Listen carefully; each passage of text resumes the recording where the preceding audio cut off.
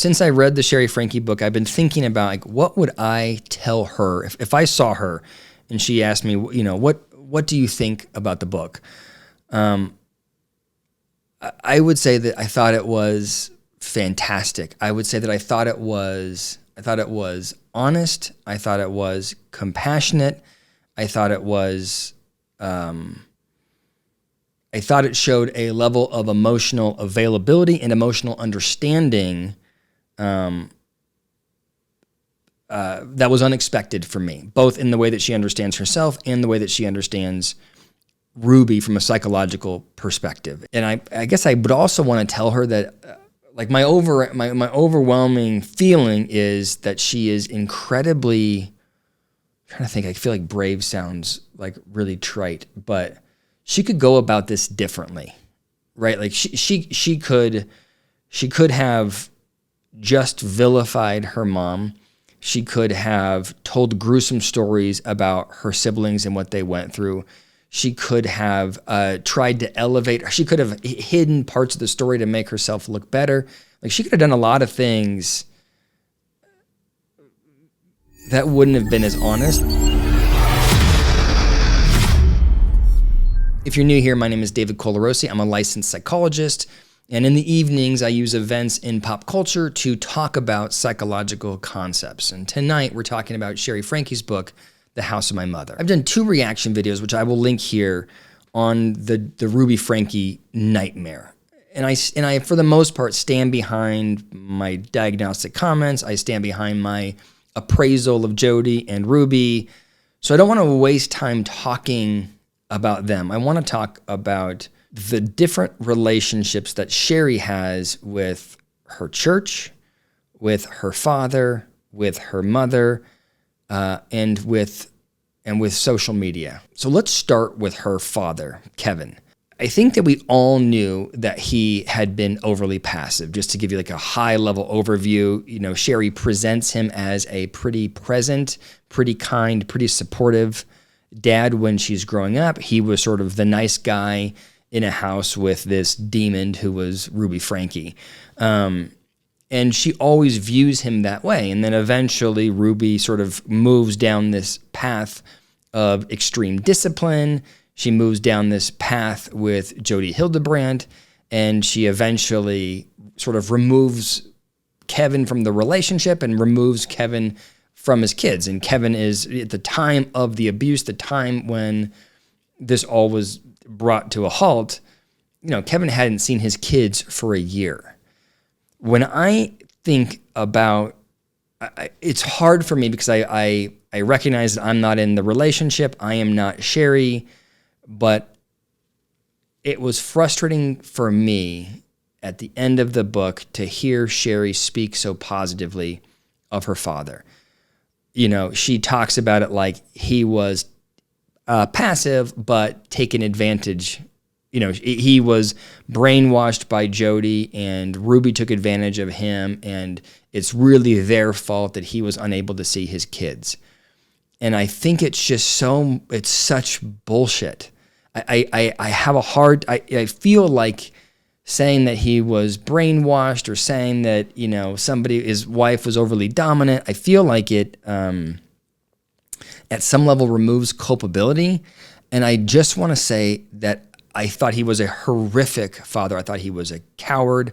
I thought he was checked out. I thought he abandoned his kids. I don't have any empathy for him. I don't have compassion for the struggle between his wife and his kids. He allowed his kids to be abused. And instead of asserting himself, instead of navigating interpersonal friction, instead of standing up for what he believes, instead of doing anything right, he just abdicated his position. And so reading the book, I found myself feeling frustrated by what felt to me like Shari giving him a pass. Now, I think there's good reason for that. So if I put my psychologist hat on, if I was Shari Franke's therapist, I would probably recognize for her that she doesn't have anybody else, right? I mean, she has friends of the family that she is calling mom and dad because she doesn't really have any parents. And so for her, she's desperate to have a close family. She's desperate to have her biological father be there for her. And so her best option is to place all the blame on the woman in jail and try to resume a relationship with Kevin. So like, I understand that it's adaptive for her to forgive him in such what feels to me like it's such an extreme way. But I just have to sort of say here that I just have no compassion. I only have anger and distaste for Kevin, which I guess is a good segue for the next thing that the book left me having distaste for, which is the LDS church. And again, and I've said this before, I have no problem with the church's doctrine. I have big problems with the way that Ruby Franke implemented, or the way that she distorted and then weaponized that doctrine. But I don't have a problem with the LDS church. What I struggle with, though, is how much faith Shari had over the course of her life, how that faith was weaponized by her mother, how that faith was weaponized by Jodi, how that faith was even weaponized by her bishop. She's being, there's a story in there about her being taken advantage of by a man who is twice her age. She goes to her bishop and she confesses, and the man is protected and she loses her ability to go to temple. And it's just hard as someone who's not part of the faith to hear that and think and understand why you would stick with it, right? Like if I look at her life, to me, it feels like, man, a lot of bad things happened to your family because of this faith. And the idea that she had to leave her church, go find a new church, through all of this, she still finds comfort in the faith. I'm happy for her that she has the comfort, but I just have to say that's not how I would have anticipated this would have ended. I would have thought that she would have had deep resentment for the church and wanted to go a very different direction. Okay, let's talk about Ruby. And I'm not going to go too far in the weeds as far as the diagnosis. If you want to learn more about that, you can check out my past videos. But in short, I think someone like her would be diagnosed with narcissistic personality disorder. I think that she's deeply insecure, had no ability to understand herself, had no ability to understand the world around her, and the only way she could make sense of things was by following really clear rules, really clear doctrine, following the truth, as Shari talks about in the book. And I think that put her in a really bad position to be corrupted by the faith and be corrupted by Jodi Hildebrandt. So I think that's been said. What I thought was interesting, having read the book, and I think what's interesting for the audience, is to think about, well, what's the relationship like now between Shari and Ruby? Ruby is in jail writing letters, trying to maintain some kind of a relationship. And as I understand it, the answer has been from Shari, no thank you.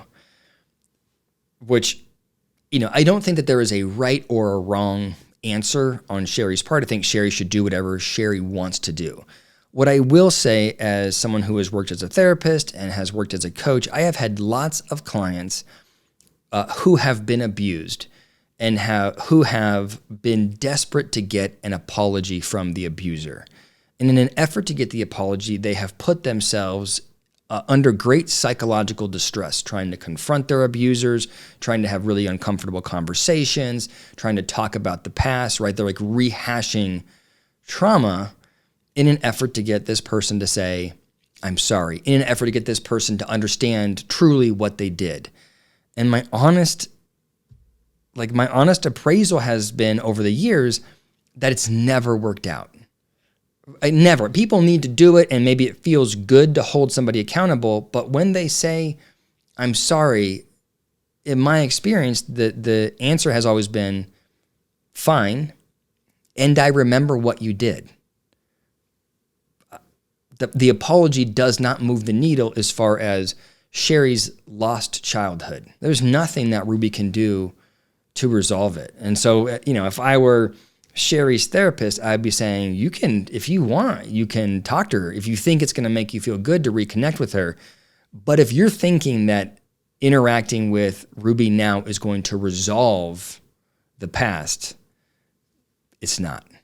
You know, after reading the book, my opinion is that Shari has done and continues to do a lot of work on herself. I think she knows who she is. I think she knows what she's been through. I think she is doing everything right to have a healthy future. And one of the things I saw on Instagram was her say, hey, I got engaged and I am going to be promoting my book, but I am not going to be keeping my life online.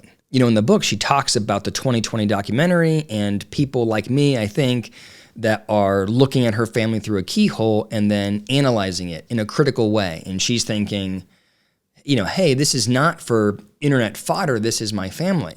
And so I've thought a lot about, well, how do I do this video and not do exactly what she doesn't like, right? Like when I'm thinking about evaluating Kevin, I feel like I have to have an honest evaluation. I honestly have great disdain for his parenting, and I know she doesn't want me to say that. And so I just think it's an interesting dynamic where she's got to promote this book, but she doesn't like the sort of the machine that it's feeding. And I've sort of resolved my thinking around it by saying, I think her book is valuable. I think people should read the book. I think there's a lot that can be learned from her ability to navigate the abuse she grew up with. I think there's a lot to learn from her approach to her marriage, her approach to being a mother in the future, her approach to her siblings. There's so much here. It's so well done. I hope that if she saw this video, would, you know, understand that it's really well intentioned. So that's what I thought. That's how it impacted me. Please leave your comments below, hit the like button, subscribe, all those kinds of things. If you want to hear more of this discussion, my wife and I, Allison, are going to be doing a live book club tomorrow, 7 p.m. Mountain Time on the Shrink Wrapped channel on YouTube. We'll link it here in the end screen so you can check that out. Subscribe, notification bell over there, and you'll be able to join that book club. So thank you so much for listening.